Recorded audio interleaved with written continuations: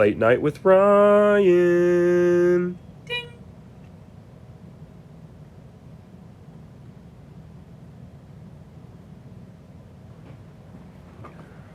All right, everybody. I know we're a little late. Sorry about that. It was just the way it worked out. I just hopped off a flight, and within an hour, had to get ready to do the show. So this might be one of my lower energy episodes. We're not going to do any cutaway gags.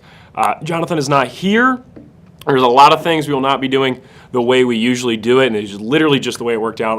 Like I said, I'm sorry we've started about 10 minutes late. We're still going to be done at midnight, but I appreciate any and all of you who tuned in. Might have some new watchers since I recently had the video of me naming every Super Bowl winner and NFL champion do quite well. And to all of you who said that I should have also done the AFL, you are probably right, but that's a lot. That's a lot. But anyways. Quick thing before we talk about the Super Bowl. Super Bowl was yesterday, obviously. I don't think I have to tell anybody watching this artsy show that. But we're going to go into that. Really excited to talk about the Super Bowl with Austin. First thing, though, my Detroit Pistons played the Charlotte Hornets tonight, and what was an all-time classic. I mean, I got my favorite team in the league against who's kind of become my favorite team of this season. Not my I'm a Pistons fan, don't get me wrong. But I'm saying as far as teams around the league who have been a fun team for me to watch on League Pass, the Hornets are number one. They've been super fun. Really like Concadepo. He might just be 6'7" Steph Curry. Incredibly enthralled by him. The Mavericks would probably be two, except the fact that they're Mavericks. I just like Cooper Flag. It's the only thing I like about the Mavericks. If they had any other logo, I might have a Cooper Flag jersey by now. But it's the Mavericks. And I know you're like, what's wrong with the Mavericks? They're the Mavericks. I don't know. I don't want to say it's an auralist team, but it is an auralist team. It always has been. Dirk was the only one who gave them the sauce. And Luka, when he was there, gave him a little bit of sauce, but even then it was... And like Cooper's great, and it's not his fault that they have no sauce. It's just I think it's the blue on blue. I think being a team like a basketball in Dallas, I just don't think Texas is not a basketball state in my brain, or at least not Dallas. So I don't know. That's just me. But anyways, let's talk about that Pistons game. 4 ejections. Come on, baby. Isaiah Stewart coming out. It's incredible the fact that what I love about the Detroit Pistons is our entire team identity goes back to the Bad Boy Pistons. When people think about Detroit Pistons, they think about the Bad Boy Piston days. And the fact that the current Pistons still have some of those vibes, still have some of those, like that rage and that anger that the Bad Boy Piston play with, I mean, it wouldn't happen any other way. I would never want the Pistons to be some, very sterile team. The fact that we foul people hard, we get in fights, we're a rough, tough team, I love about the Pistons, my favorite thing. And Hornets did lose, so get pissed on, baby. So, I was really excited by that win. And let's now talk about Super Bowl 60. Let's bring in my pal Austin Fisher. Come on. Well, you and I sat here I think it was about a month ago exactly, and we talked about who we had winning the Super Bowl. And you told me you had the Seattle Seahawks. And bravo to you. Yeah. You don't know. You don't clap. You got it. You don't need to standing ovation, right? Standing ovation. I feel like not everything warrants a standing ovation. I think it's become common practice, just like at every play I've ever been to and every concert I've ever been to in the last few years, people just do a standing ovation. Like, shouldn't we? It like ruins the specialty of it. It's like it's not genuine anymore. It's like, oh well, this was a big event, so I'm gonna do a standing ovation. It's like, okay, well, could he have went up there and just been like, hey, thanks guys, you all would have done a standing ovation? Like, if you're just doing a standing ovation, it's predetermined. Everybody's gonna do it anyways. Like, why? I think it'd be really funny if somebody started up to do a standing ovation and somebody else was like no, not now, not right now, bro.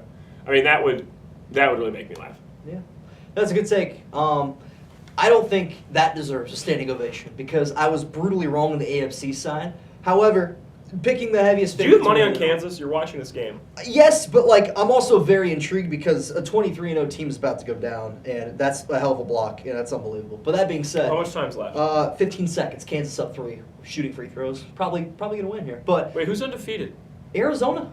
Really? 23-0. Yes. I didn't even know this. They have 3. This shows you the only thing that I really follow college basketball for pre-conference tournaments. Are the NBA prospects. We're going to get you right. I promise. My day one of locking in this year was Saturday. I picked a hell of a day. I kind of want to talk about that later. Can we do, all right, we're going to make this right now. Yep. Next week, Late Night with Ryan, the whole show is the college basketball catch-up. I want you to prepare an entire thing of college basketball catch up for the first. Okay. That's what you and I are going to talk about. You're just going to catch me up on all the storylines. Good. Okay. I like that. No, that's good. Because I only know about Devonta Peterson, Yeah. Boozer, a little bit about the Illinois guy. Yeah. Yep. Caleb Wilson, I love. Yep. I know Michigan's good. Yep. I know Michigan State's good. Yep. That's about it.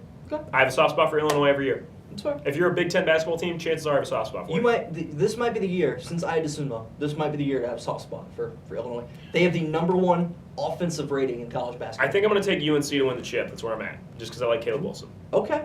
I like that. If they played every game in Chapel Hill, I would be like, hell yeah. But they're not going to have that great of a Hubert of a Davis, coach name? Yeah. I like him. I liked him. I don't know if he's great, but he's good enough. Yeah. I don't know. The new Duke coach, I think, is overrated. I've thought that for a bit now. I Okay. think he's a good recruiter. I don't know if he's a good game-to-game guy. He's not as bad as Mark Pope. That's Kentucky's new coach. He's bad? He's bad. bad. I would say he's bad. Like, for Kentucky standards. Like, Well, Kentucky probably has some of the higher standards of any coach. right. They're like 16-8, I think. How's Calipari doing with Arkansas? He's actually doing pretty well. They're top 25 again. They made the Sweet 16 last year. All right, we're saving this for next week. I'm You're going right, to you're right. All right.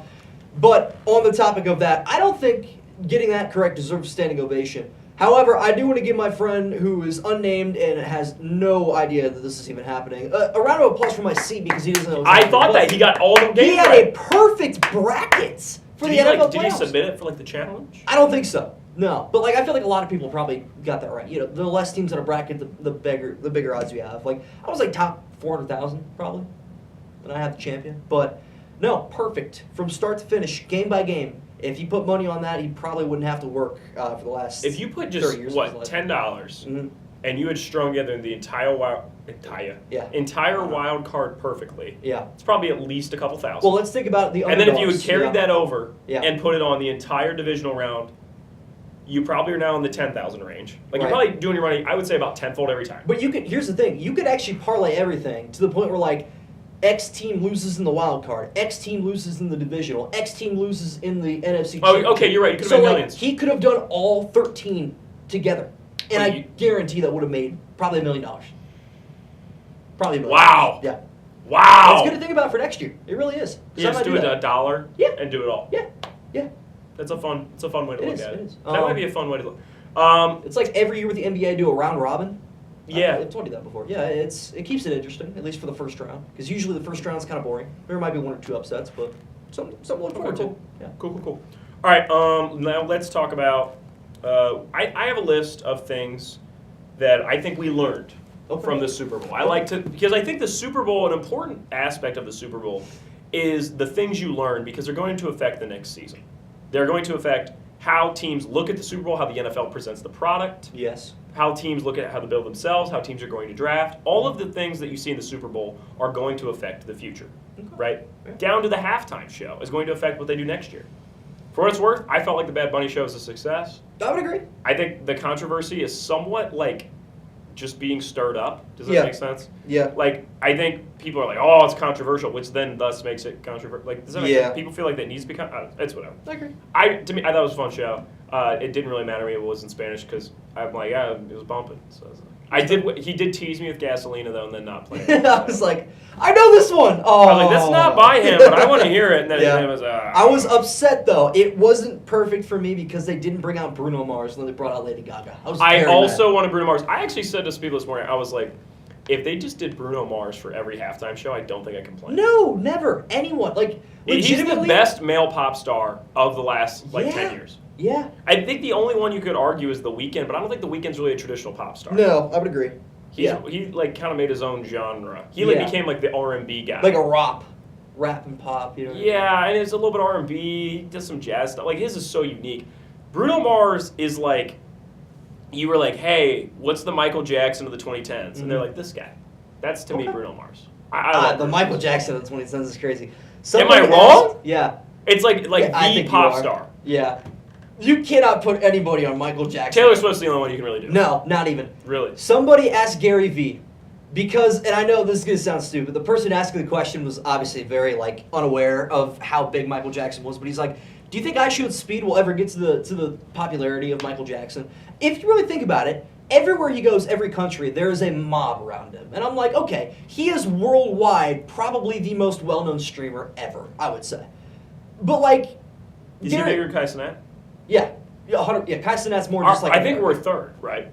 Yeah, yeah. Yeah, we're somewhere in that range. But that being said, Gary Vee, like I don't know, some guy was passing by, he's like 45, 50 years old. He's like, hey, you know who I Show Speed is? Never heard of him. There you go. There's your answer. Like, truly, I don't think anybody is on my. People are passing out at his sight.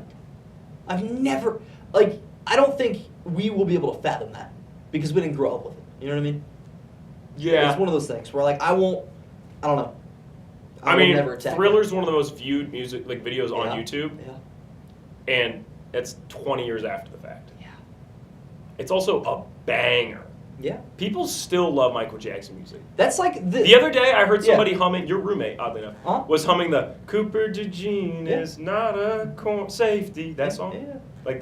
and I'm like, you still got motion, like Yeah. 40 years after that. Like, song came if out. you put Michael Jackson on in the car, I don't care if it's your 5-year-old niece or 85-year-old grandmother. They're going to like it. They're fine with it. yeah, You know what I mean? no, yeah, So, you're right. You're right. yeah. But Super Bowl halftime, who would you like to see next year? Because your guess last year, by the way, was wrong.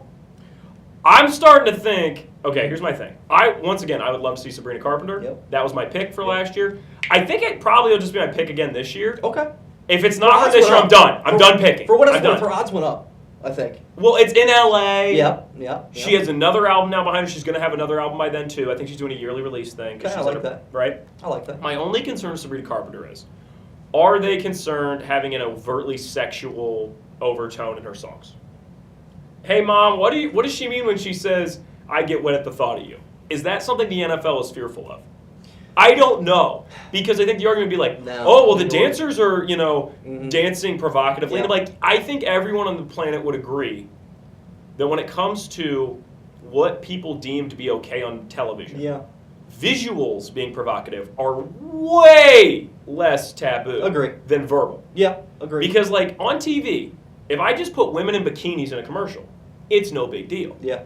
But if there was a commercial where a girl's like, just says, doesn't have to swear, Yeah. or like a girl in a bikini said something sexual. Let's say, just like a Sabrina Carpenter line, it's like, I'm getting wet at the thought of him. That would be a big deal. Yeah.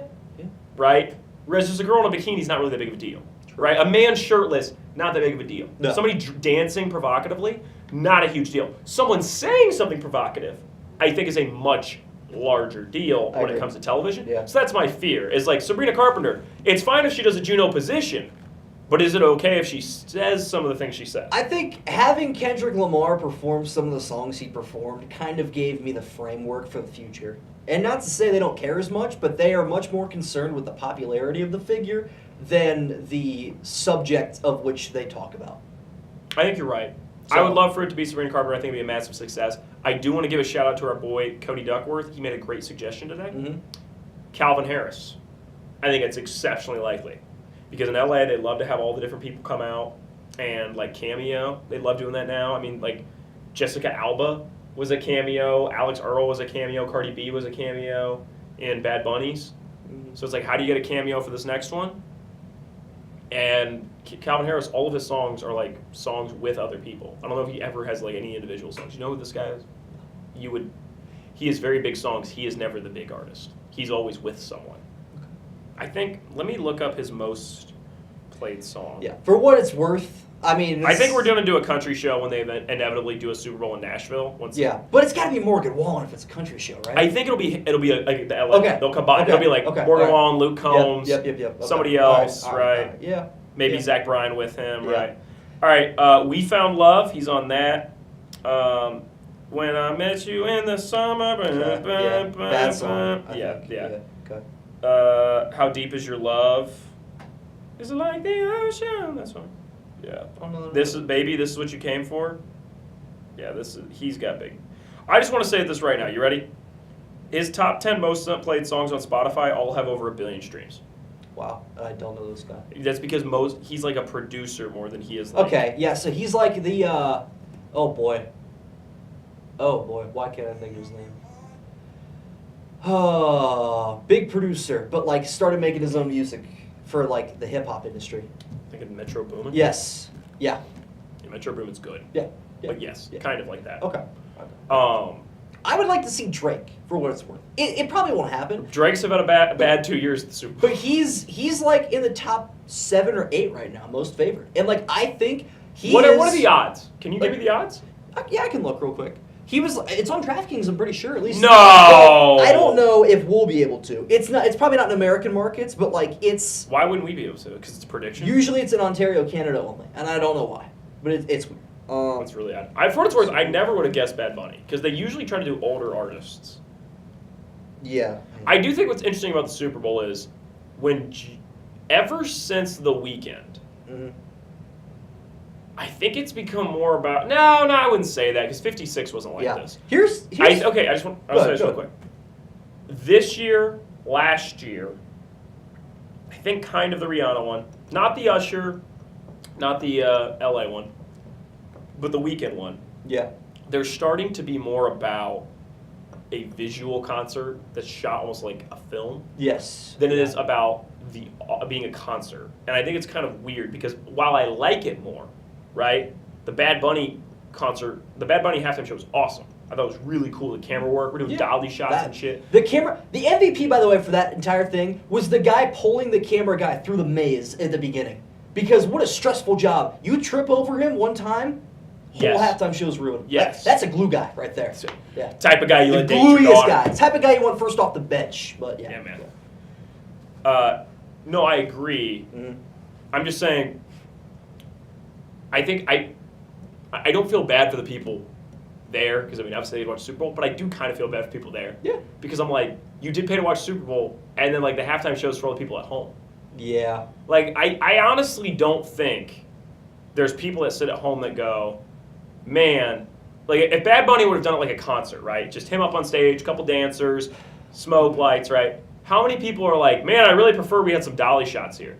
Like, I think it's become way more production-based and it's concert-based, and I think it's kind of weird, even though I think it's actually higher quality. Does this make, like, I don't know if this makes sense. I'm saying I think it's odd this is the path we went down when, like, Over Here was fine. This is good. Yeah. I liked what we're doing. Yeah. There's just a part of me that's like, do we really need to abandon this track? It is probably odd. Does that make sense? Yes, it does. But it's probably odd to your eye.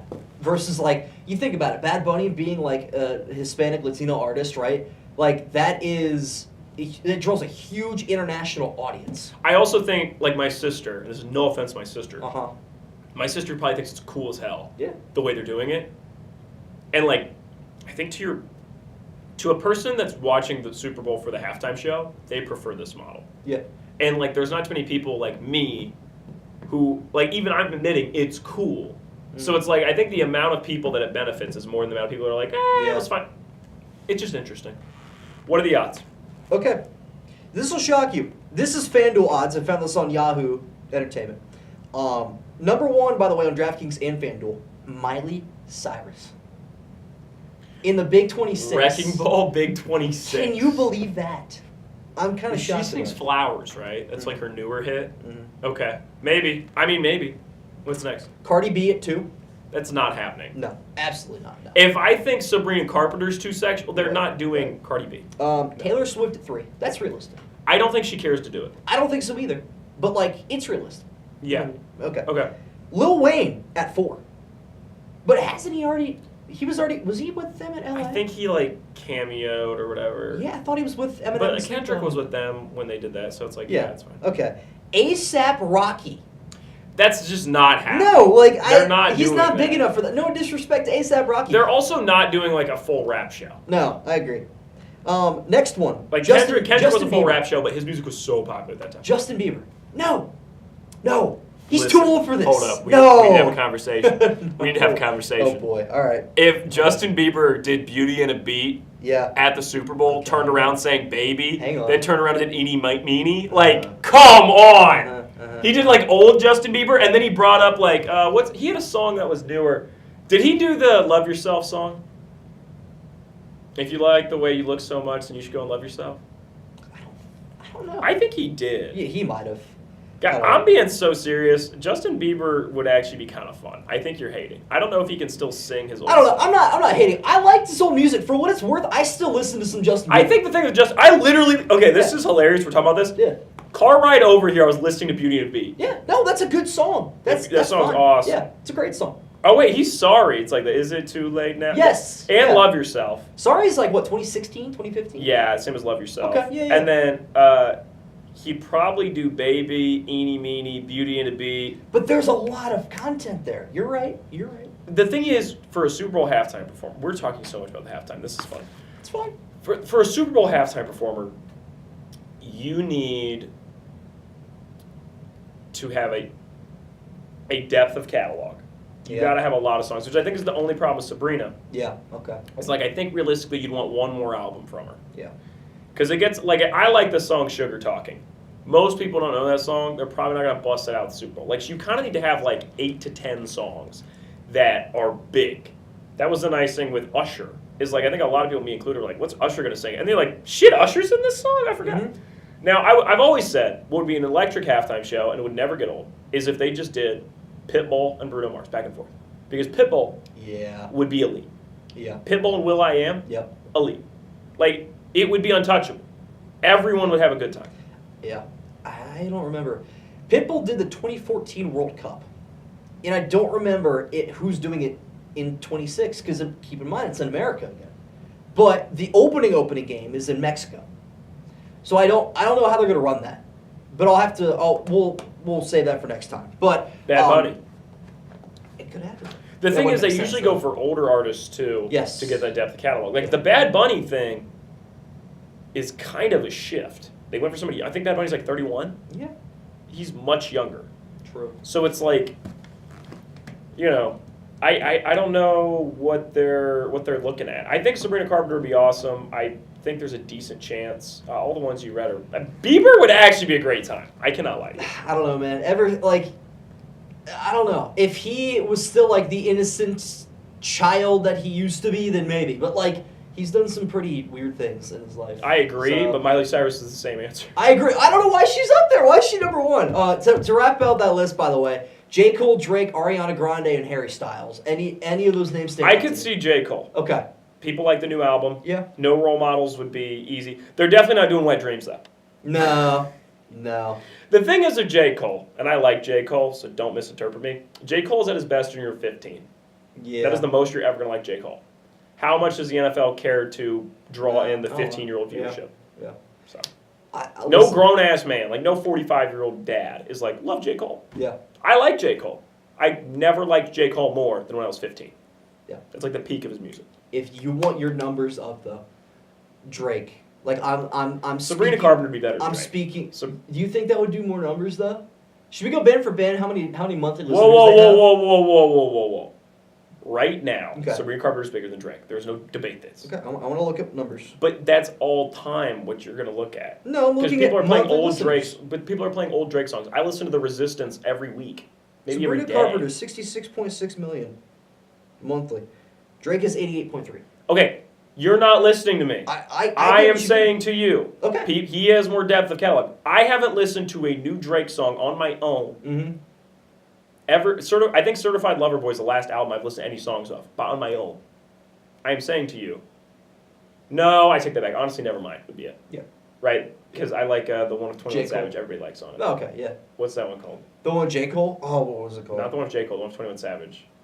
It's Yeah. the one everybody liked from it. Anyways, doesn't matter. Honestly, never mind. This is the last time I've listened to Drake's song. I'm saying his numbers are up though because I'll go back and I'll listen to stuff like I'll listen to Headlines. Yeah. I'll listen to Over. I'll listen to The Resistance. That's the Drake stuff I really like. Mm-hmm. So I'm saying those aren't really fair numbers. Okay.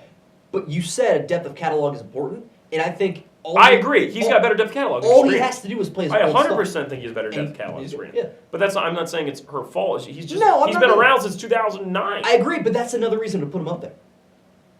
I agree. He is. I he is also a think you wide forget the audience. fact that Jay-Z picks the performance. Does he?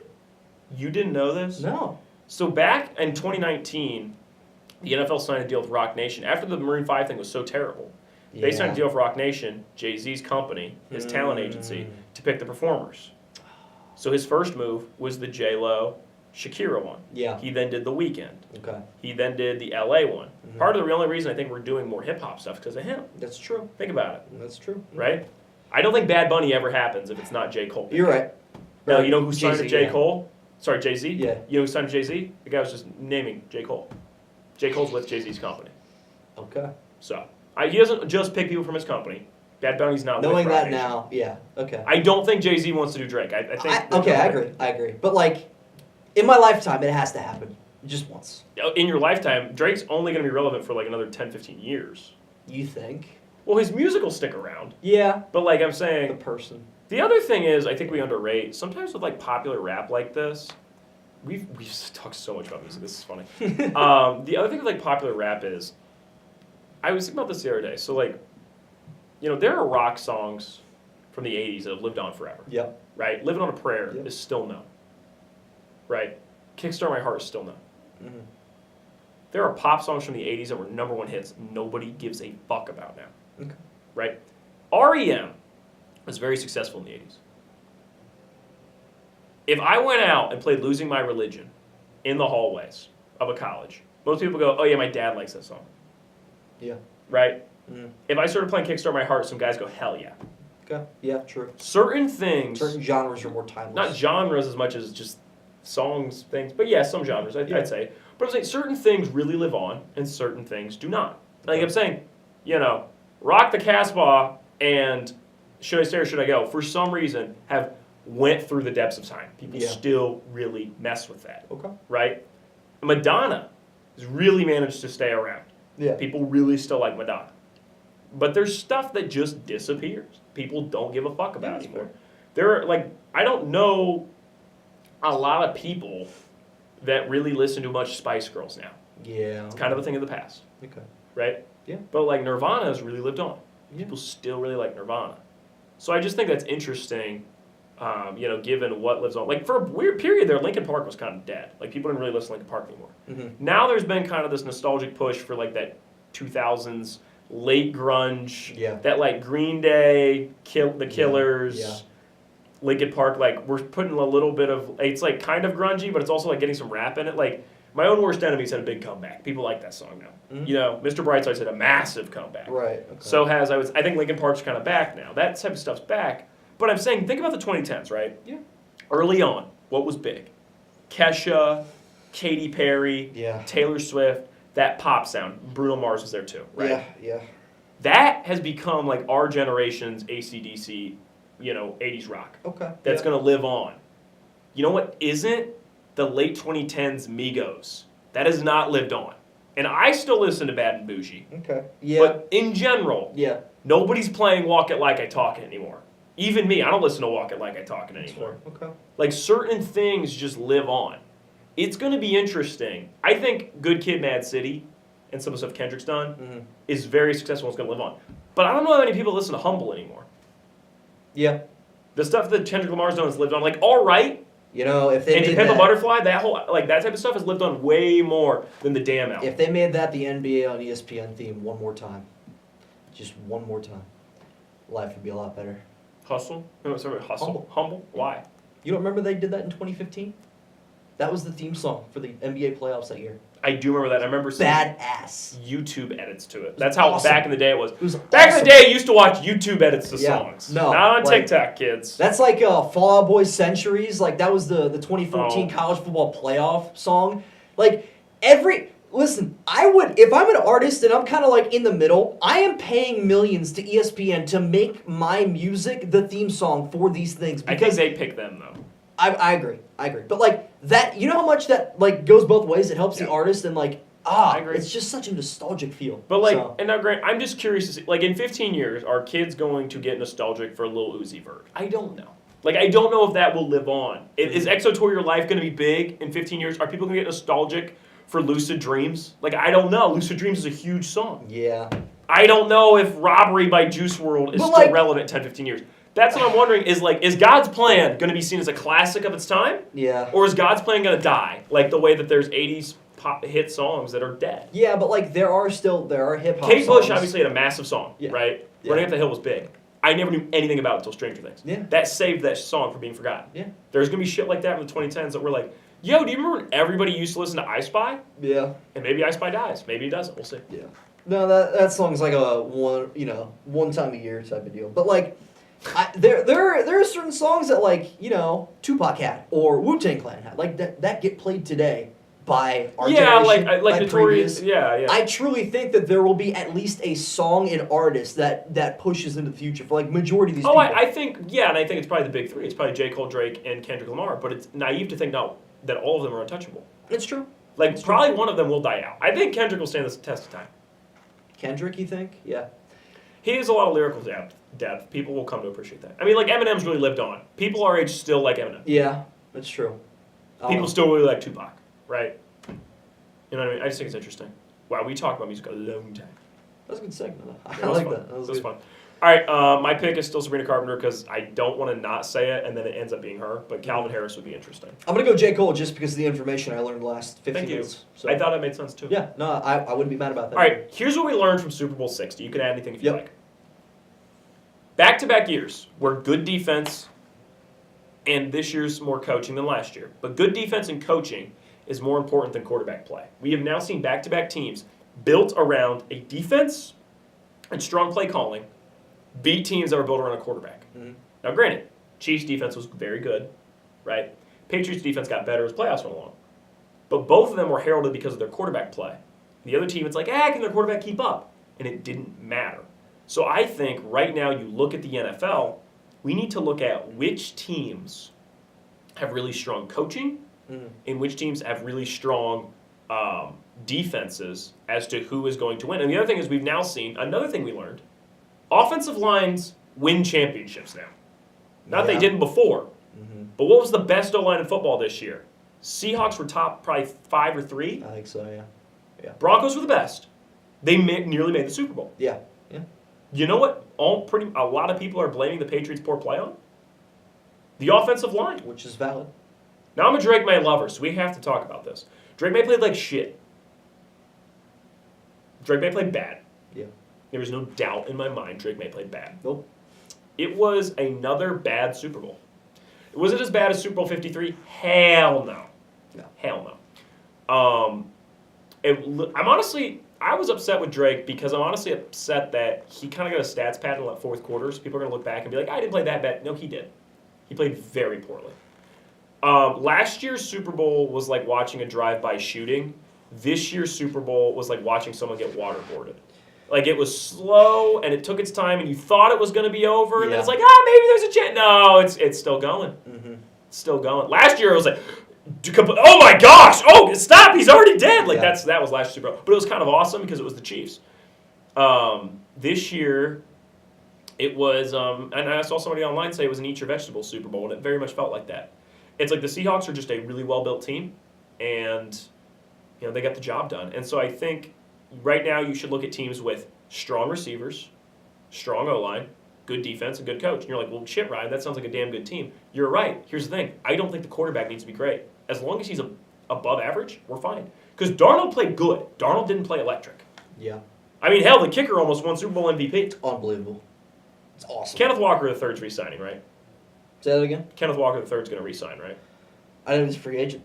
He's a free agent. Yeah, I think so. I mean, I don't how know why can you you not? would. Where Now would I'm you here. go after winning a Super Bowl? Shout out to the Seahawks fans because I honestly sometimes forget they won Super Bowl 48 because Super Bowl 49 is so brutal that you forget they won one. I also want to shout out Seahawks fans for making a Super Bowl feel like a non-neutral field game for the first time in forever. Like, they showed up. Yeah, I know it was close for them. But yes, I Really? agree. Well, like, in distance. I thought you meant close in, like, terms of, like, Patriot fans. No. Like, I heard them on defense, It like, felt the like entire it time. felt like 75-25. It was awesome. That's awesome. I do just want to state, saw some Seahawks jerseys in person. Mm-hmm.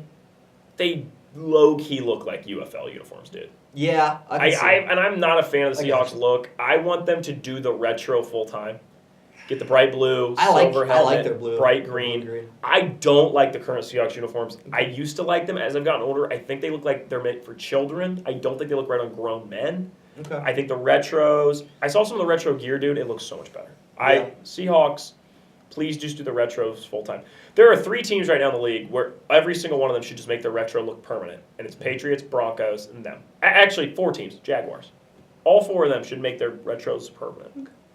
But great Super Bowl for Seattle. Not really a great Super Bowl to remember. Like I said, we've had a drive-by shooting Super Bowl and then a slow, torturous one. Neither one good. And that makes us look forward to next year in LA where people are going to be like, oh, we're destined to have a good one. I don't know if we're destined to, but hopefully we get one. I'm not gonna lie. I enjoyed that Super Bowl more than like the average Joe would. I Like, agree. My parents were like, It's a bad Super Bowl for the casual fan. No, it was terrible. Like the average fan got more enjoyability out of the halftime show, regardless of how you think that was. Like it didn't matter how good or bad you thought that was. They got more enjoyability out of that than the game. Whatever. But like as a football enjoyer, I knew coming into this that like it was going to be a battle of how good will Drake May be against this incredible Seahawks. It was a defense. chess match. It was. Two great coaches. And Mike McDonald is just again. This Ravens fans have got to be so upset that they fired John Harbaugh the year after and not the year of. Because 2 years. 2 years, sorry, yeah. 2 years after and not the year of. Because how awesome would it have been to have that Ravens team, the number 1 seed, you are one step short, one MVS deep ball short of going to the Super Bowl. And you're like, all right, Harbaugh, you're out. Mike McDonald, here comes the new shiny 37-year-old head coach, you're in. Look what he did with Seattle. He's the 3rd head coach ever to win a Super Bowl in his 30s. This is going to be a crazy thing I'm going to say. Yeah. After watching that game yesterday, I thought to myself, what if Mike McDonald is the defensive Sean McVay? Oh, woo. We're in for an incredible... Is this the new, like, Niners Seahawks? Like, you know what I mean? I'm saying... Carroll and Jim... Yeah, I agree. Harbaugh? Yeah. I just... And here's the thing. We have to see how they play next year. Yeah, no, you're right. We have to see if it carries over. Mm-hmm. But if they're this good next year, which by all means they should be, yeah, he might be the defensive Sean McVay. Not that Sean McVay defense is bad. It's just that Sean McVay is the young genius offensive head coach everybody's trying to hire. Yeah. Mike McDonald might become the new blueprint of the young defense genius everybody wants to hire. Yeah. And everybody's like, shit, we want the next Mike McDonald. He's who everyone thought Robert Saleh was. Robert Saleh might still be there. To be fair, he did coach the Jets. You're right. I was supposed to say, let's not write him off. That's fair. I didn't realize how many kids he had, by the way. Yeah, 9 kids. It's a lot. He's that's a lot to move. He's trying to maybe him and Phillip Rivers are like a bet. Maybe. Phillip Rivers almost beat the Super Bowl champions. Yeah. He came in on the last play. Wow. That's funny. It's awesome. That's what that is. A fitting Super Bowl for a weird year. I just wish it was a good game, but Yeah. I think the way it went is this has been this year in football where it was a good team that won. And that's what we've learned this year is that the good teams matter than the great quarterbacks. And I honestly think that we're in a really interesting spot in the NFL right now because I think we got so quarterback-minded because of Brady and Mahomes Yeah. that now we kind of have to recontextualize and we're like, okay, it's actually about the teams. Now here's the thing. I said before the Super Bowl, this is a huge moment for Drake May. Because if you lose, the odds of you going back go very much down, which doesn't, that sounds obvious. Well, yeah, no shit. If you lose the Super Bowl, the odds of you going back are lower. But I'm pointing out, not a lot of guys lose and go back. Drake May and Joe Burrow both in year 2. That's the only 2 to ever go in year 2, though. Yeah. But yes. But that's my grounds for comparison. Yeah, because they're a very similar player. Yes. In that. But not a lot of guys, in general, lose their first Super Bowl and go back. True. Brady won his first. Yeah. Peyton Manning won his first. Big Ben. Big Ben won his first. Mm-hmm. Aaron Rodgers won his first. He didn't go back. So I don't know if he told that against him. Yeah. Russell won his first. He went back. Joe Flacco won his first. But guys who lost their first, right? Yeah. We go through. Jalen Hurts did lose his first. He did go back and win. Yep. Right? But Jimmy G never went back as a starter. No. Brock Purdy is yet to be back. Joe Burrow is yet to be back. We keep going back and forth. Jared Goff's yet to be back. Matt Ryan never went back. No. Cam Newton never went back. I'm just going to keep going back, right? I mean, 47. Colin Kaepernick obviously never went back. Yeah. he didn't really have a chance, but I'm saying, he didn't go back. Yeah, I see what you mean. Who would have lost? I'm just trying to think back. Super Bowl 43 would have been Steelers Cardinals. Carson Palmer never went back. Yeah. What was that? I won Carson Palmer. I feel like we've talked about it. Wasn't that Kurt Warner? It is. I always make Carson Palmer. Yeah. He played the Cardinals 8 years later. I always make it him. I'm sorry. I always do that. He was on the 2015 Cardinals. Not 2000. You make a very interesting point though when it comes to that quarterback take because, in my opinion, this is what divides the conferences so much more than just an A and an N. I think the AFC has the emphasis on You need a franchise quarterback, and you need a dynasty. We've seen, but we've seen the torch be passed from the Patriots to the Chiefs, and maybe it's going back to the Patriots again. We're gonna have to give it at least 2 more years before I can make that definite analysis. But it's inevitable that the Patriots were a dynasty, then the Chiefs were a dynasty. Quick aside. If you want a safe bet for next year's Super Bowl, you should put money on the Patriots to win. I actually think that makes the most sense. The idea is they could get better. I'm going to disagree. Who's the safe pick? A safe pick? I'll have to look at the odds. But I'm going to tell you right now, Seahawks are the favorite. What do you think the number is for the favorite? It's plus 750. Yeah. Yeah. That's high. For the favorite? Yeah. It should be, usually it's like, what, plus 450? No, it's usually around that. It's really about 7? Yeah, usually. I always thought it was lower than that. Maybe like 600. If we're talking Chiefs repeat year, like probably 5 at the lowest. That's okay. So that's my bad. But no, continue. you're good. The AFC to me has this blueprint of you need a franchise quarterback on a dynasty. Everybody's doing the Brady blueprint. Yes. And for the Chiefs, worked out great. They got very lucky on a very incredible quarterback, a hidden gem in the development in Mahomes. And what's happened? He's won 3 Super Bowls. Obviously, Tom Brady has won 6 with the Patriots, 1 with the Bucs. That's great. When is the last time, Ryan Klager, there was a franchise quarterback in the NFC that won a Super Bowl? And you can make the argument for Eli Manning. I think it's Hurts. And that's fine. Hurts would be the argument. Too early for me to tell, I think. When you say franchise quarterback, do you mean? I think Jared Goff is a franchise quarterback. No. Jared Goff is an MVP caliber player. Okay. Franchise quarterback to me means the guy you stick with your franchise that you trust to win you the Super Bowl. Well, the Rams didn't, so I wouldn't count him as a franchise quarterback. Well, he could be, is what I'm saying. Well, I think Darnold could be the franchise quarterback. Okay. I want to up that ante. You are saying an MVP caliber player. Yes. Because I think you were misusing the term franchise quarterback. That's fine. Bryce Young could be a franchise quarterback. Yeah. That doesn't mean he has to be an MVP level player. That's fair. You were saying, when was the last time an MVP caliber quarterback won the Super Bowl for the NFC? Clearly not Eli Manning. No. And as you can see, we just jumped way back. Yeah, you got to keep going. He flipped the coin yesterday. Oh my gosh, I'm thinking through it right now. It's Kurt Warner. Yeah? I kind of forgot about Warner. I would have gone all the way back to Joe Montana. Troy Aikman. Troy Aikman. Yeah, okay. It's Troy Aikman. Well, slow your roll. It's Troy Aikman. Or Brett Favre. Yeah, okay, fine. Because Super Bowl 34 is the Rams. We could say Kurt Warner, right? Okay. Yeah. Then we could go back and say Super Bowl 31 is the Packers. That's Brett Favre. 30 is Troy Aikman. Yeah. So it's that era. But you get my point. You get what I'm throwing out. I mean, we were talking about 1999. Yeah. It has been... In the 21st century, there has never been an NFC No. MVP caliber quarterback. And the argument would be, well, Jalen Hurts was second MVP that one year. You're right. That one year he was awesome. Yeah, so Brock Purdy was, what, third? Whatever. In 23? Yeah, but like 2022, Jalen Hurts is dead-ass really good. Yeah, okay. No, 2022 Jalen Hurts is very good. I actually thought he should win MVP that year. In hindsight, he shouldn't have. But I'm saying at the time, I thought he was really good. Okay. So I'm saying, but Hurts has regressed. He's not that good, as good. No. It was also really weird he came out with a Hall of Famer, so it was odd. Yeah.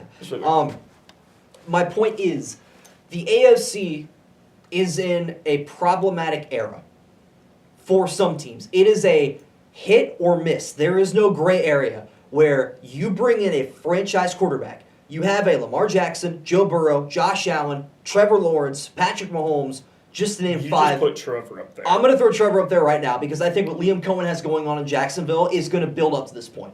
I really do. Trevor Lawrence and Liam Cohen is who we thought. So you feel the way about them I feel about the Patriots? Maybe. Yeah. I am more confident in the Jaguars' future right now than I am the Patriots for next year.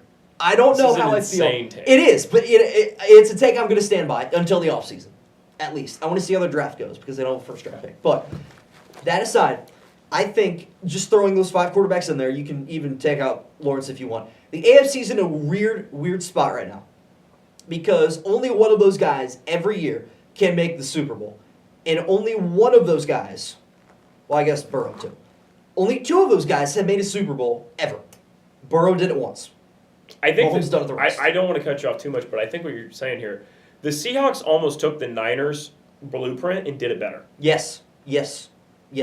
And the Niners fucked up. The Niners fucked up because they paid Brock Purdy like he was an AFC quarterback. And that's the problem. And they never should have done that. Yes. And that's where the Seahawks nailed it. Is they went out and got Darnold, and I wouldn't be shocked if in 3 years when his contract's up, they go, bye-bye, Jalen Milroe, you're in, or Yeah. some other guy. Yes. Like, that's why I think it's really interesting. If you're the Vikings, do you go get Mac Jones? Or you go get Malik Willis? And you say, let's give this a shot. What if we're the new Seahawks? What's Uncle Kirk up to? He's a free agent now. I think Kirk's too old. I just don't think he can get it the same way. You don't think maybe a year, like one more year of McCarthy sitting behind a good quarter? Is McCarthy a lost cause? I don't think so. Okay. I think you got to give it one more. Okay. I agree.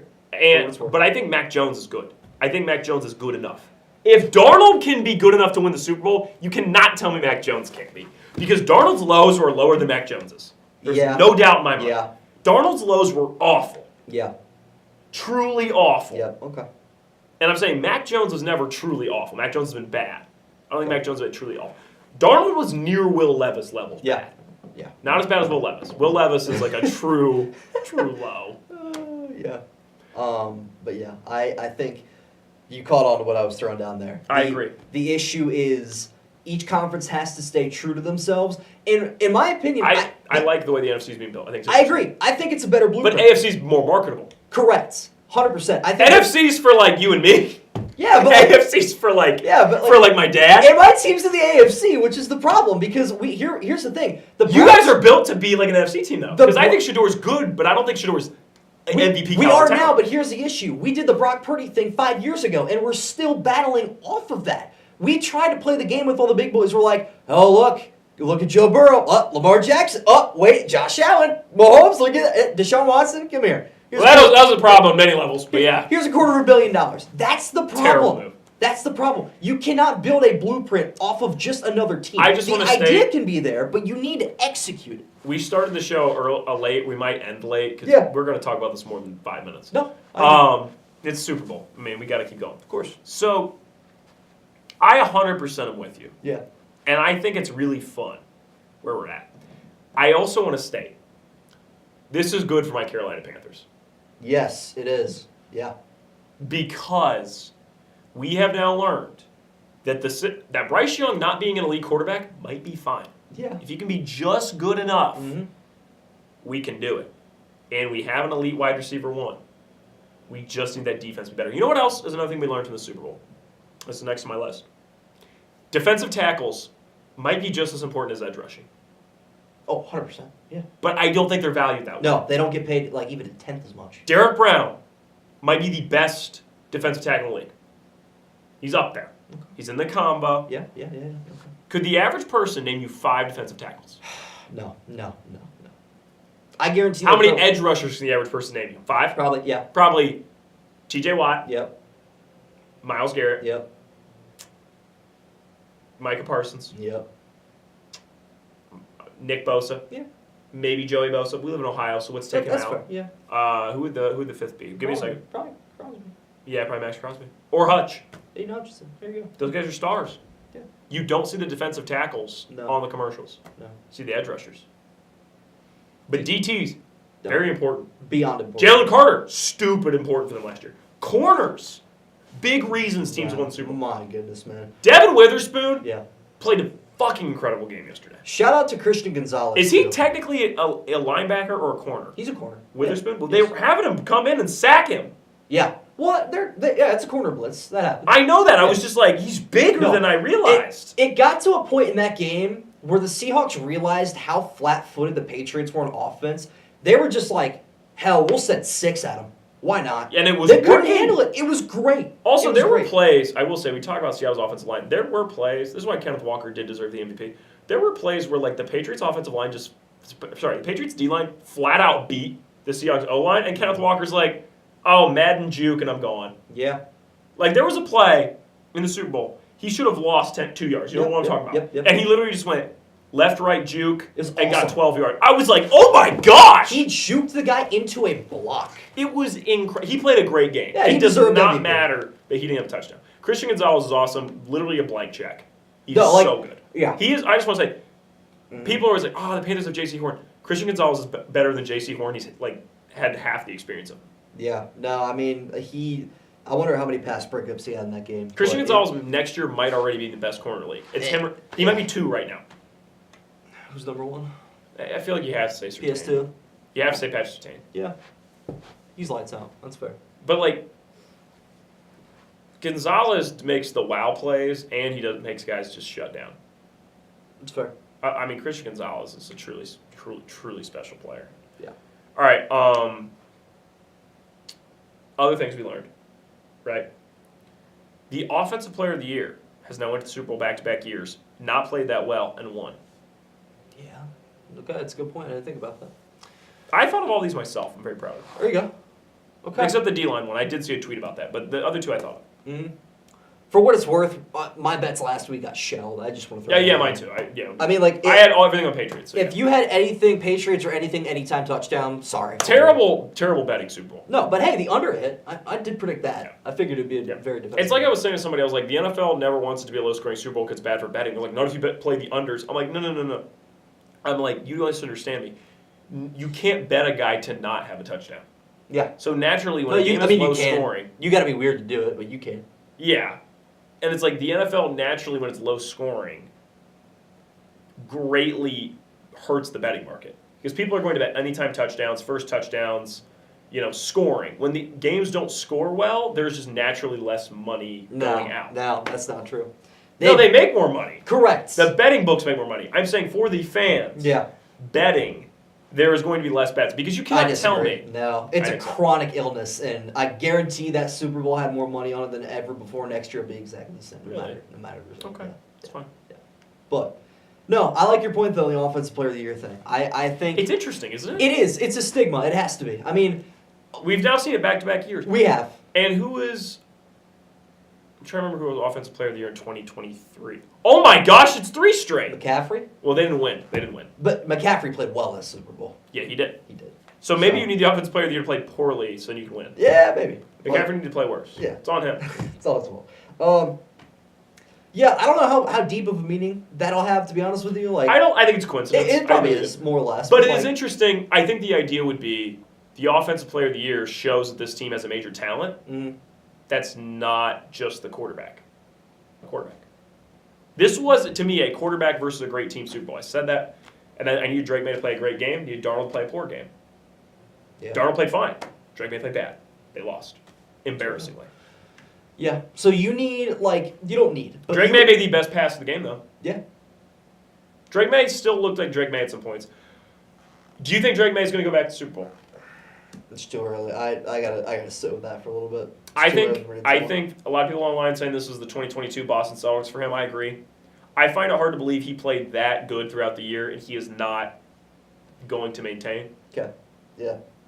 But is there anything else you feel like we learned from the Super Bowl? Well, I want to sit on that Patriots thing for a minute because I think. Okay, because I was going to move us to the next segment, so you go. I got you. Next year, come back to this in a year. And I'll let you know how I feel about Drake May and the Patriots and their future. For what it's worth, I think Mike Vrabel's a great head coach. I think the Patriots are a very exciting young team. I've brought it up every week, and I'm going to bring it up again because it finally came to fruition that their painfully weak schedule finally caught up to them. And again, not their fault. You play who's in front of you. No, it did. And as somebody who defended them, it did. Here's the issue I have with the Patriots right now. During their 2025-26, it would be 26, playoff run, their points per possession. I saw this. 1.13. The 2017 0-16 Browns, 1.22. Okay, now here's what's... Staggering statistic. It's not really the best numbers because 16 game sample size versus 4. Okay. Not really fair. That's fair. But I get the point. Yeah.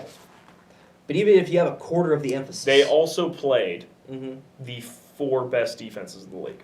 Chargers are not the top 4 defense. You're right. They also played 4 out of the 6 best defenses in the league.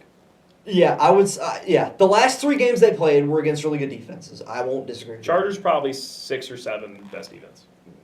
I'd have to think about it. I don't know. Probably in that range. They were top 10.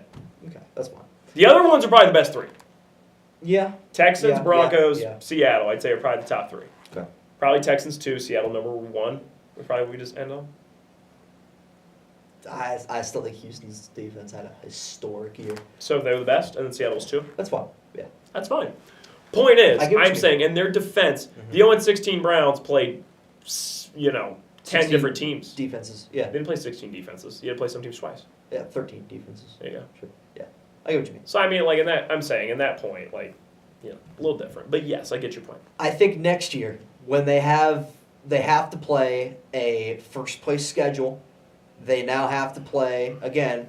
The Bills are going to reload. We'll see what they do now with a new head coach. It's going to be weird. Dude, this is the weirdest NFL season ever coming up. We have Well, we're saying that coming off a very weird season, but yeah. No. Yeah. It's like it's reset. No, you're right. It's like you're that right. to me. So, this might come as a surprise to some people, but I really did not watch the NFL heavy until my freshman year of high school.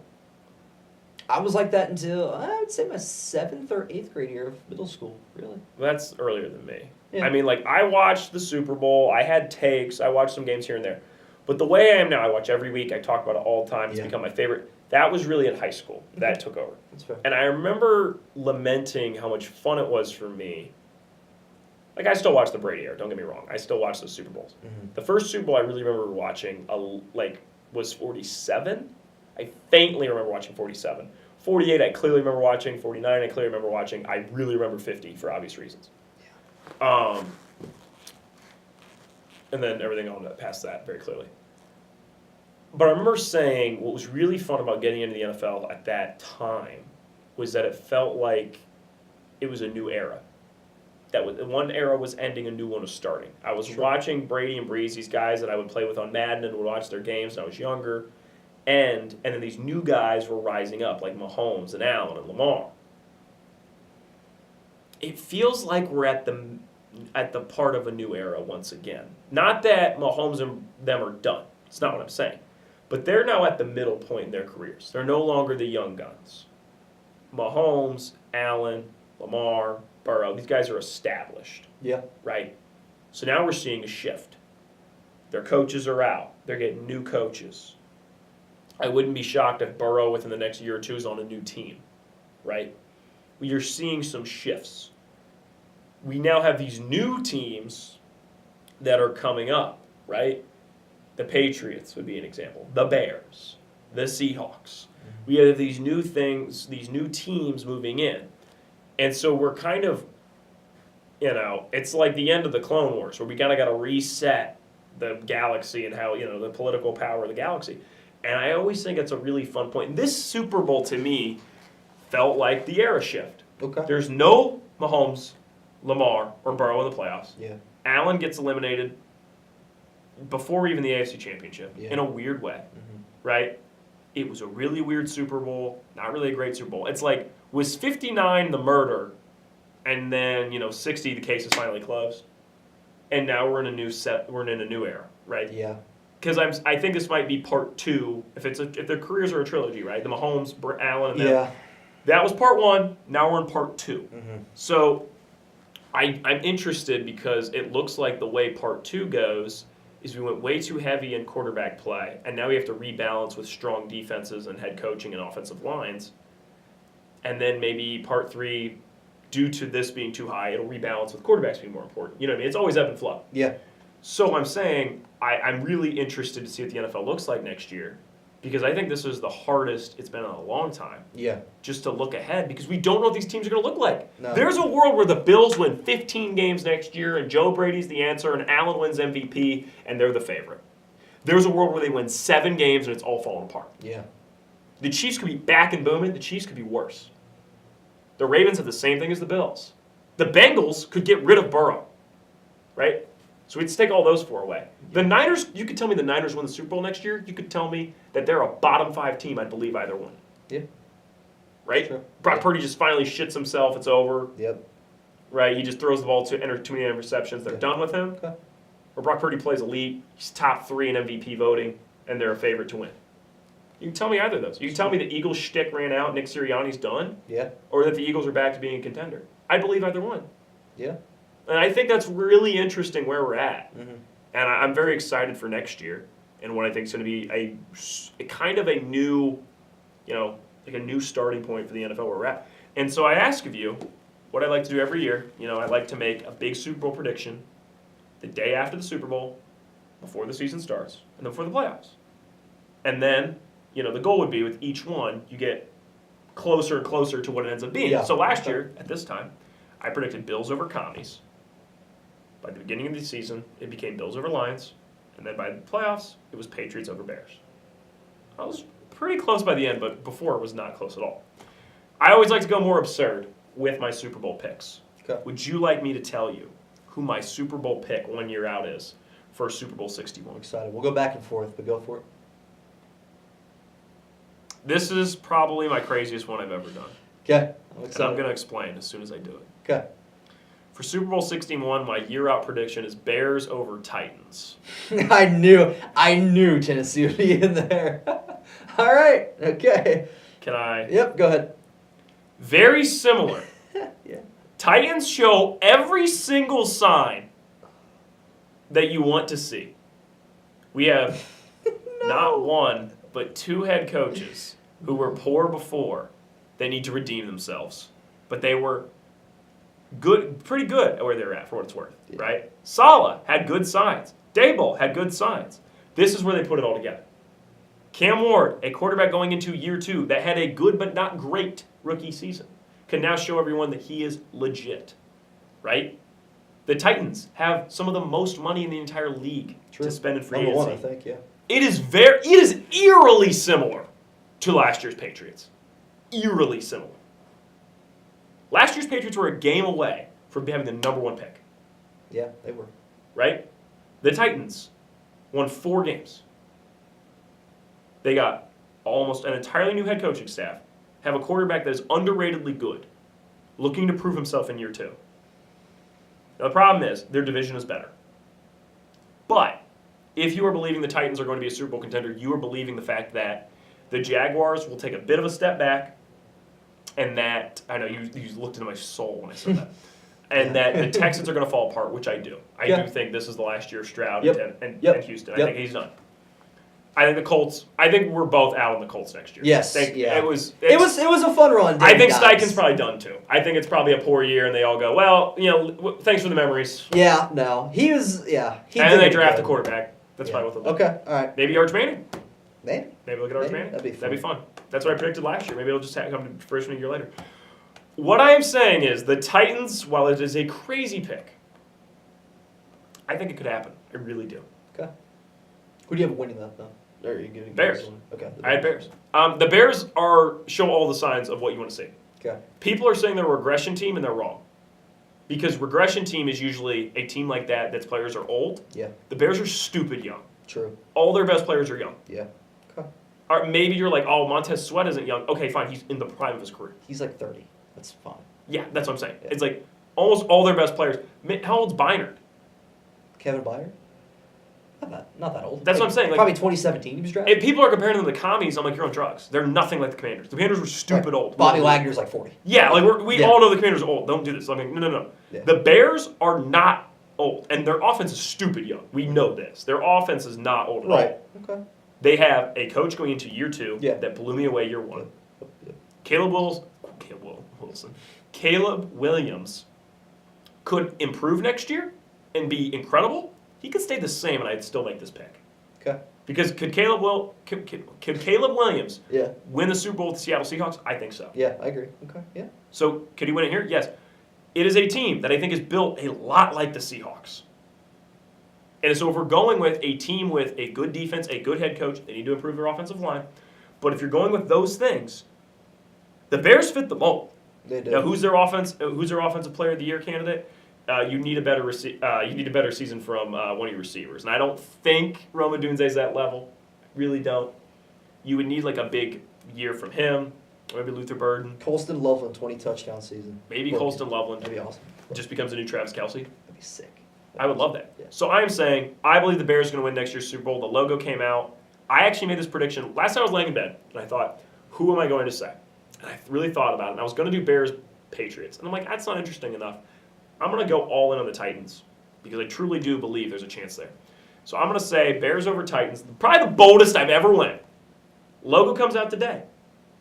It's orange with a blue-greenish wave. It is. possible. Okay. Not that the logo decides everything, but it is interesting. Okay. That is the boldest I've ever went. It's good. You knew the Titans were going to be in there. I did because of your preemptive like, oh, you're gonna beat. I'm like, I know it's gonna. Did you know it was going to be Bears? No, I actually hadn't thought about them. But they fit the mold. They do. They fit the mold completely. They do. I agree. Okay. Kind of a little track back in my history. I did predict the Rams to win the Super Bowl like 5 years ago now. That wasn't great job, but that was pretty. Yeah. But I did that. Wait, that was pre? That was in May. That was pre the Jared Goff trade. I don't know. When was the Jared Goff trade? Do you remember? Okay, you probably did it once they got Stafford. There's no way you predicted before they got Stafford. I don't remember. But I had a Bills Rams Super Bowl that year. It ended up being Rams Bengals. That was the season opener. That was the year after the season opener. No, it was season opener in 22. Sorry, 21. No, Bills Rams? No, because the Super Bowl winner hosts that team. So. Oh, you're right, it was. Yeah. Because the Bills dominated them, right? And then everybody's like, oh man, the Bills are going to win the Super Bowl? Yeah. It was like 41-24. It was bad. But yeah. Yeah, because that was when the Bills had Von Miller. Yeah. And he played good, I think. And everybody's like, oh no, they got Von Miller. Yeah. And it didn't matter. That being said, I've had a decent history. This preseason, I got a little bit bold on a team that I don't like and a little bit comfortable on a team that had familiar territory. What'd you say? I had a Ravens-Eagles Super Bowl. I don't ever like picking the Ravens being the Super Bowl. That's fair. And I like Lamar. Yeah, I just don't like it. I thought after the previous year Ravens they who? had, huh? Who's the other one? Eagles. Oh, that's gross, dude. It was, but I was really turning the corner. I hated Nick Sirianni 2 years ago. I was like, I'm done. He's terrible. In October of 24, I was like, this guy's done. He's getting fired in 2 weeks. And then he really brought it around. And I'm like, okay, I'm believing again. And then you get a 2,000-yard running back, and I'm like, wow, this team, they've really got it. And then they win the Super Bowl as much as they did, and I'm like, at the very least, they're going to go back. They didn't play very well this year. The train fell off the tracks at a bad time. And I was not very happy with how their season ended up. The Ravens were they were bad. They were bad, but if Lamar doesn't get hurt, we have this conversation once every other year. If Lamar doesn't get hurt, where does this team go? They at least make the postseason. They're a cake away. They'd probably go to the divisional if Lamar doesn't get hurt. They probably win 2 of the games of that 5-game stretch that they lose. John probably still has his job. He probably does. Which, for Ravens fans, you're probably happy Lamar got hurt. Good for you. But before the postseason, though, I had a Jaguars and Seahawks Super Bowl, and to my gratitude, Seattle ended up pulling out the victory there. I'm very, very happy about that. Are you going to go Seattle again? I'm not. Okay. Because that was the way I felt like this was going. No. Because you really liked Seattle. I did. No, I was big on You got in bed with them. I did. You got out of the Bears' bed, The one night slammed stand. the door, Yeah. screamed at them, Uh-huh. and then laid down, pulled the covers up, and were like, I'm never leaving you to Yeah. Seattle. It was crazy. Yeah. You were fully entrenched. Yeah. And so I'm like, I will say, there's a really fun subplot here. Mm-hmm. What if Seattle, I don't think this, Okay. but if Seattle went on to be the next great dynasty and Sam Darnold was the head of it, funniest shit of all time. Be awesome. That would be But so fun. he's not hooping, right? He's no. throwing 3,200-yard seasons, He's Eli 30 Manning. touchdowns, right? He's He's Eli Eli Manning. Manning. He's just pretty good. Yeah. But they're so well coached, and they Yeah. have JSN, and they have a great defense, and Kenneth Walker stays, and so it's if they ripped off back-to-back Super Bowls, they go to 3 Super Bowls in a row, they win another, maybe they lose at 30. Let's say they just three-peat, right? It was Awesome. something Yeah. absurd. Yeah. That would be really fun. Yeah. I can't lie. If they just ended up being, because teams like this usually don't win a lot. Mm-mm. Right? No. Because it's hard to not dominate without that top quarterback because there's so many moving parts. Yeah. That's even a little piece our linebacker got hurt. That could be a major effect. Whereas on a Mahomes team or a Brady team, little things like that you can overcome with great quarterback play. So it'd be really fun if they stayed dominant. I'd love to see Seattle win it again, but I'm not taking it. What are you going to say? This is me wanting you to say. No, that's fine. This Seahawks team was like, it was a one-night stand. It was a great one-night stand. Don't get me wrong. Like, I had time in my life. But I'm like, You'll never you know forget what? it. No, I won't. But like, Especially because you literally broke up with the Bears to do it, but it's fine. right. But like, and I'm not going to go crawling back to my ex. That would be wrong with me. They, you know. You're going to go, Do you? I know what you're doing. Do you? I know what you're doing. In the NFC? No, AFC. Okay.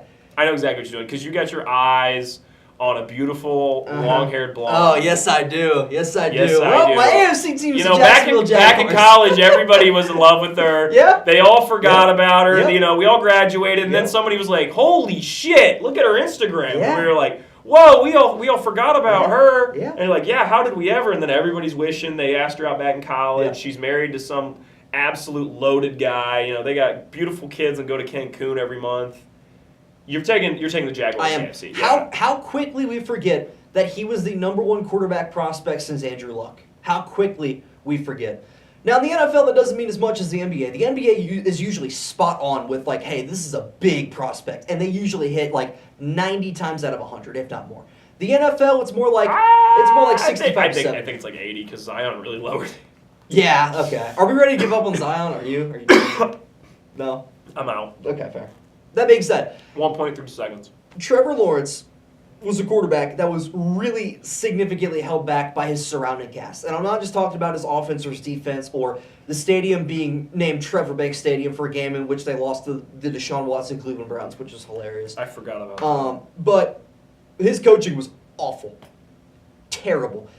Urban Meyer, I hope he is known at some point in his career. He like everyone's gonna forget about it, but like I hope down the road someone's like, "Hey, you remember Urban Meyer's NFL coaching career?" It's gonna be a great YouTube video that gets like 80,000 views, Yeah. and like everybody in the comments is like 12 years old, Yeah. and feels like they really learned a lot. Like this is AI generated. You know what I mean? Like it's gonna be one of those things. No. I'm saying 12-year-olds in like 2040 are gonna watch videos like how Urban Meyer ruined Trevor Lawrence. Yeah. And they're like, Yeah.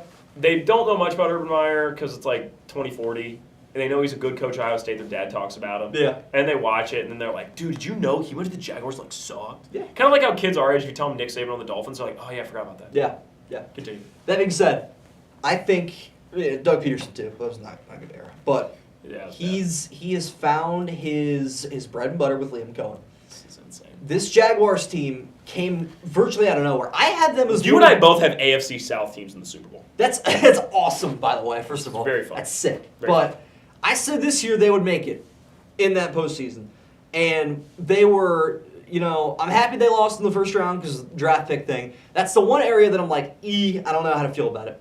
They don't have a first round pick. They didn't play well either. However, I guess the Bills, They played fine. they played good. I thought they played good. I'd say they played good. It wasn't a They bad played loss. good. No, it was an okay. You loss. like this team so much more than me. I do. Like how you felt about the Patriots, I feel about this team. It's And- insane. And I'm going to take the Patriots route. You ready? The AFC South is weak, significantly weak. The Tennessee Titans, in my opinion, you have them going to the Super Bowl. I think they're going to be. It's going to be another growing year. They might go 6-11, maybe 7-10. It's going to be a growing year, in my opinion.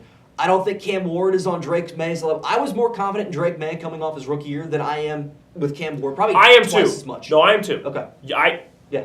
You're looking at a big Drake May Okay. fan. No, I get it. I get it. I didn't know where you were on that, but No, yeah. for what it's worth, my feelings with Drake May have not changed. Okay. I think the world of him, and I still think he's significantly better than Justin Herbert. Mm-hmm.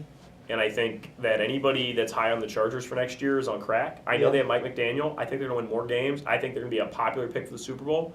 And I think they will lose by the AFC. They probably won't even make it to the AFC Championship. Mm-hmm. Don't get too high on the Chargers. Because I think Herbo don't got it. Mm-hmm. I think he's good. He's not great. That's I think fair. Drake May is already better than him, and he's not looking back. I want to throw a little fork in the road here real quick and just mention, how do you feel about the MVP vote being decided by a Justin Herbert voter? So, you know that. Like, That really grinds your gears. I was like, what? The AP. the number one guy Yeah. to compare Drake May to Justin Herbert, me, and then it comes down to that. The Associated Press needs a real bad rework, for what it's worth. But No, I'm fine with Stafford winning MVP. I kind of accepted it. You knew that. yeah, I'm not going to look back and be like, Drake May was robbed! Because, like, I get it. yeah. Hardly ever do I look back on MVP and say it was bad. One of the only times I think it went to the wrong, definitively the wrong, because usually it's like, it could have went to this guy, but Yeah. I get why they Yeah. did this. Like last year's NBA. Yeah. I wanted Jokic. I would have liked for Jokic to win it. I 100% get why we did Shaq. Yep. If we did the reverse, there would be just as many arguments for Shaq. Yep. I get it. 2023 was clearly wrong. Yeah, I agree. Joel Embiid should not have won it. Mm-hmm. That's the end of it. And we all know that.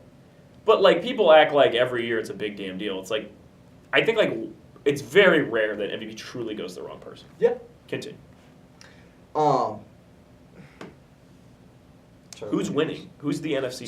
Sorry. Do you have Trevor Lawrence winning? No, for what it's worth, I don't think the Jags are going to win. Okay. But I really wanted to. You have to do a dollar bet on this. I want to see you do it. Okay, all right. I am because I made mine a dollar bet and it's $385. That's mine's honestly too low. Yeah, I think it should be more. Probably mine's probably worth less than that, but that's fine. I have the Rams winning the Super Bowl. Oh gosh! Like, what's wrong with that?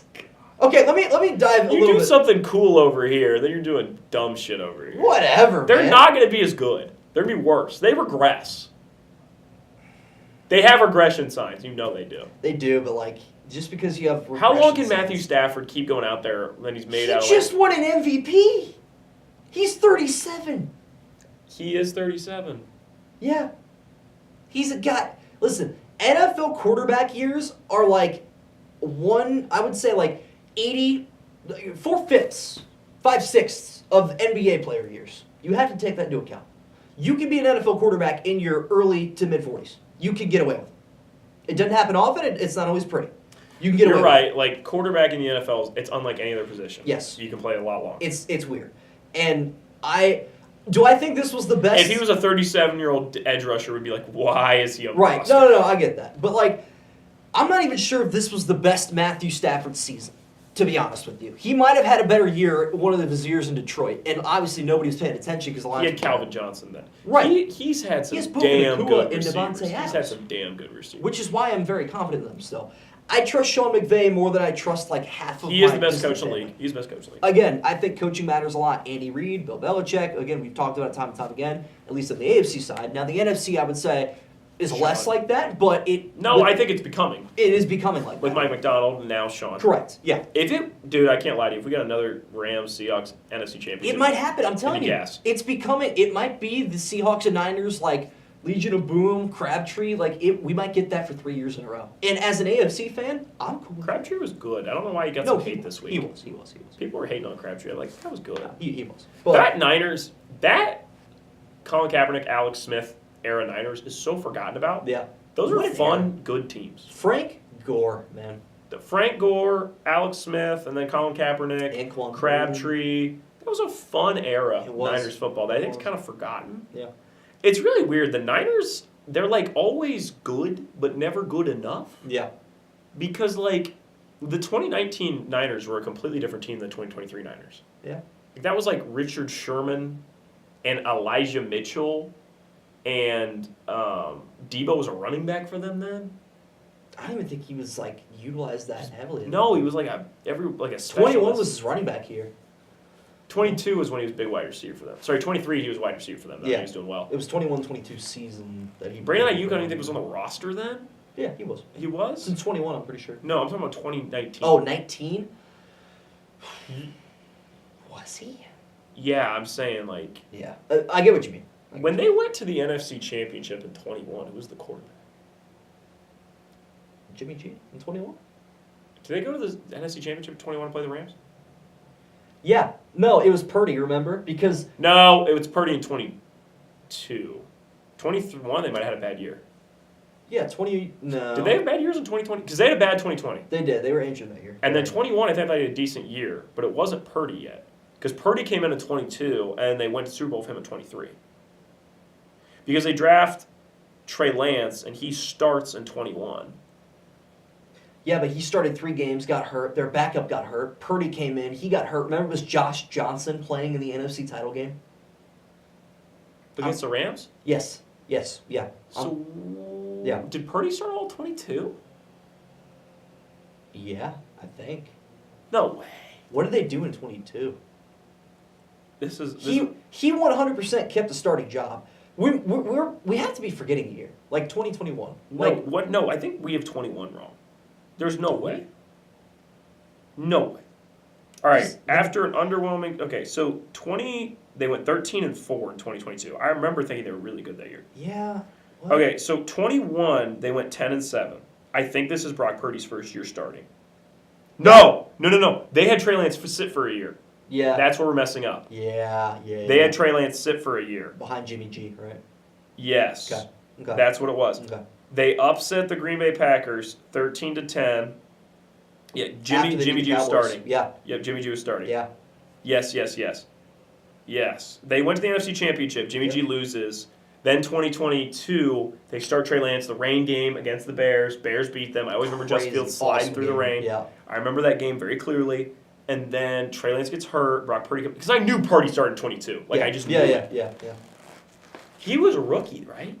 Yeah, Mr. Irrelevant. Yeah, 22. I knew it was 22. Yeah. I knew we were messing something. Yeah, because it was Trey Lance, Jimmy G. Because I remember, Josh I thought they were going to win the Super Bowl in 22. Yeah. I thought they were going to beat the Chiefs. So that's why I remember taking Eagles over Chiefs in that Super Bowl, and then thinking to myself, you only did that because you thought the Niners were going to beat them. Why can't I remember So then when the that? Niners played them in 23, I took the Chiefs. I want you to know, I had a lot of people DMing me on TikTok over the last week because of the video I posted me naming all Super Bowl champions that were like, yo, bro, send me your picks. I bet you got crazy locks. And I didn't answer anybody because I have predicted the Super Bowl winner, like the week of the Super Bowl, correctly twice in the last 7 Super Bowls. I'm terrible. As in, hey, Seahawks or Patriots? Yes, Okay. I'm terrible at that. Seahawks, Patriots, I took the Patriots.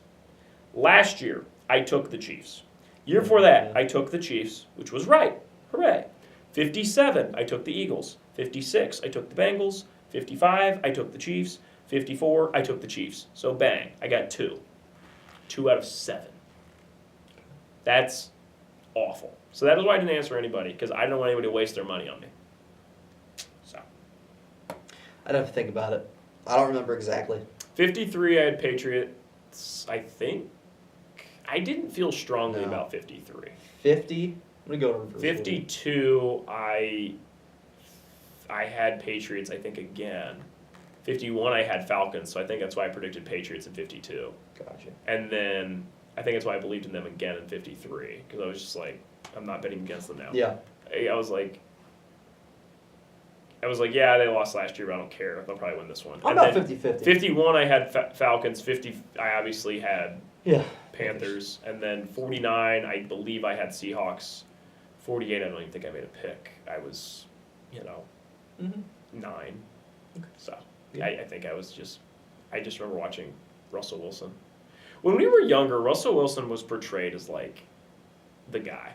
He was. And it's just funny because was Russell Wilson ever? I shouldn't say that. Good. How good was Russell Wilson at his peak?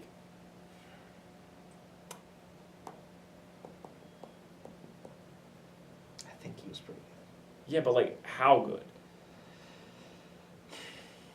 Was he top 5 ever? Yeah, I think. Right? Yeah, I think so. Russell Wilson's career is weird though because it peaks so early. It's true. His last great season was 2019. And he was in between eras. He's the last quarterback of the Brady era when the Mahomes era starts up. Mm-hmm. But he's never the guy. Yeah. He was the guy for a couple of years. He was you're saying he was the guy from probably 2013 to 2017 range, but in that range, Brady wins more Super Bowls than him. I was just going to say the 2 years they went back-to-back to the Super Bowl. He was the guy. Super Bowl 49. If they win that, it's a different story. Yeah, everything is. Yeah.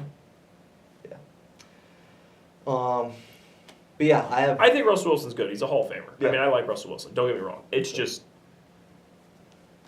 I don't know. I just remember when I was younger, thinking Russell Wilson was Mahomes. The way I thought about Russell Wilson when I was little is the way I thought about Mahomes when Mahomes came in. Yeah, okay. And it's he was never that. That's fair. I don't know. Is Is Russell Wilson more Justin Herbert or Mahomes? Career-wise? I'd say Herbert for now. It's crazy. I'm just crazy. We'll see what happens. He never got an MVP vote. A first place MVP vote. Wilson? Yeah. Herbert has more than him? Yeah. That hurts. Isn't that crazy? That's awful. See, that's the thing that's a little weird with Russ. I think Russ just has an odd career. Yeah. I don't know. I'm going to take back that Herbert take. I don't think Russ doesn't have it with him. But Quick shout out to the Hall of Famers, by the way. Awesome class. Like, I'm very, very happy. Oh, all the Luke guys there. Kuechly. Like, almost shed a tear for Drew Brees. I'm not gonna lie. So our friend, you know Preston, obviously. Yes, yeah, I do. Okay. So at the Hall of Fame, Preston worked the Hall of Fame breakfast where the Hall of Famers come in. Mm-hmm. He's like, dude, this guy walked by me, he looked like Superman. And I was like, Luke Kuechly. I was like, it was Luke Kuechly. Luke Kuechly still looks like Superman. Yes, he does. Yeah. Luke Kuechly, one of my favorite football players to ever exist. Probably just one of my flat out favorite. Might be my favorite Panther ever after Cam. Okay. I love Luke Kuechly. It's fair. I don't think, when I was younger, I remember just thinking Luke Kuechly was cool because we had the best guy in Madden. Yeah. And like now that I'm older, That's I look cool. back and I watch Luke Kuechly stuff and I was like, damn. Having a guy this good on your team, and like I know a lot of guys go, we had a guy this good and we never won a Super Bowl. Like I don't even think about it like that. I'm just like, it's just cool to have a guy that good. That's how I feel about Myles Garrett right now. Like, honest to goodness. Like, because I do think there's a lot of Browns fans like, we're wasting another year of Myles Garrett. And it's like, yeah, but can we just appreciate that we have him in the first place? Yeah, like, he just broke a 25-year record. Like, yeah. that's our team. I think it's the thing with Luke awesome. Kuechly. It's like one of the greatest linebackers ever. Yeah. And also in an era where the linebacker position is clearly the least important of defenses. There's no real argument. Now, yeah. Right now, Yeah. not when he was playing. No, I'm right, saying right. now, Yeah. just not. Yeah. I mean, Luke Kuechly, maybe the last great linebacker. Aaron Donald was an edge, right? D-tackle. Is he D-tack? Yeah. D-tack? Mm-hmm. I was missing. Aaron Donald was D-tack? I think I'm misremembering him. Aaron Donald was nuts. Listen. I miss watching Aaron Donald, I can't lie. If you're a TJ Watt fan, I understand your pain entirely for Watt not winning the DPOY that year. I don't think you understand how absurd it is for Aaron Donald to have had, I think it was like 13 to 16 sacks, whatever the number was, as a defensive tackle. No, he's gross. He was That's gross. unbelievable. Like, for what it's worth, I'm pretty sure, I don't know if he finished as the top guy, but Malik Collins this year was like, before he got hurt, was the top D tackle in sacks before he got hurt. Had like 5.5 through like 11 weeks. And the Browns fans were like, holy cow, we got our guy. That's the guy. Aaron, like if Mason Graham Yeah. had 12 sacks, we would be like screaming from the heavens. Yeah. Aaron Donald had, you said 17? No, hang on, let me look up. How many times in Defensive Player of the Year? Like 3? Twice, I think. He might have. Hang on, Aaron Donald, Defensive Player of the Year awards. Let's see. 3, 17, 18, and 20. I thought so. Back to back. You know how rare that is for the DPOY? All right, hang on. Aaron Donald. It was the 2020 season. Yeah, I remember him being stupid in 2020. Can I just say, those 13 old, and a half, 14 tackles for loss, 4 forced fumbles. I loved those old Rams logos and those old Rams uniforms when they first went out to LA. Yes, like the white and the blue was gorgeous. And the homes look so different, but it kind of reminded me of the Lakers, where it's like, oh, it's so different. You know, it's LA. When the Browns play the they Rams really, on Sunday they night, really it's sanitized great. it. Yeah. And I don't like it. No, I don't either. Like it, I don't see Sean McVay in any other way now. But like, you know what I mean? Like, No, like white Ram, the blue with the white Ram logo had aura. it was awesome. Yeah.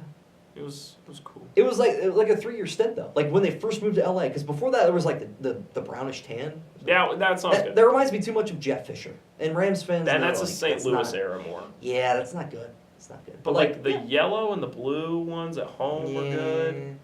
I don't like the yellow. Too I like much. the yellow, but yellow's my favorite color. Okay, So that's fair. we went way over. Yeah. Is there anybody watching? That's what I want to know because we went. For the love of the game, you know. At the end of the day. We went absurdly At the over. end of the day. Let's. I got class in like 8 hours. This is gonna be great. Are we still? We're still live. Anybody watching? It'd be so funny if the camera wasn't rolling. I think I'm the only person watching. Okay, well, fair enough. I don't really blame them. Yeah. 'Cause- It's alright. all right. Great talks. But yeah, Rams over Jaguars, Super Bowl. Lock it in. Hopefully in good uniforms. I have Bears over Titans. You can't give up on our Bears. Come on. I can't. It's gonna be like my Final Four for the NFC: Seahawks, Niners, Bears, Rams rematch They get it done this year. in LA. I don't think I'll- Bears changed the logo back to the good bear, and ever since then it's been up and up. Not really. I mean, they had a bad couple years of Fields, but still. Yeah, but like that was part of going up and up is to go down. Yeah, you got it. I mean, The Bears just do so many things. You couldn't convince me in a million years though to take Tennessee even win their division, let alone make the Super Bowl. Cam Ward's not that guy. Fortune favors the bold. Okay, we'll see. All right, that is it from us. Thank you so much for if you watched all of this. I'm going to be putting it all in podcast form. I appreciate you all. We really did not follow format for this show. We essentially just ran an episode of a podcast style. We did not do a ton. Like I said, I just got off a flight, and so I just kind of wanted to do more of a simple episode where we just hung out and chatted. And Fisher, you get over here, stop the stream for me. And so thank you for tuning in if you did. I'm going to go shower and go to bed. It has been a long day for me, a 5-hour flight. And so thank you. I hope you all had a great Super